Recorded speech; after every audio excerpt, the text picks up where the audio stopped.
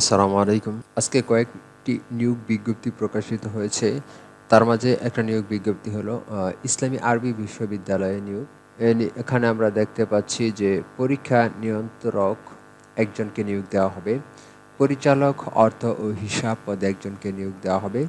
পরিচালক পরিকল্পনা ও উন্নয়ন পদে একজন, মাদ্রাসা পরিদর্শক পদে একজনকে নিয়োগ দেওয়া হবে।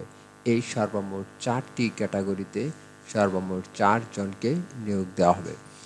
যারা আবেদন করতে ইচ্ছুক তাদেরকে এই ঠিকানায় অর্থাৎ iau.teletalk.com.bd এই ওয়েবসাইটে প্রবেশ করে নির্ধারিত আবেদন ফরম পূরণ করার মাধ্যমে আবেদন আবেদন করতে হবে এবং এই আবেদনটি আপনারা করতে পারবেন ১০ ডিসেম্বর ২০২০ তারিখ সকাল ১০ ঘটিকা থেকে ২৯ ডিসেম্বর ২০২০ বিকাল ৫ ঘটিকা পর্যন্ত।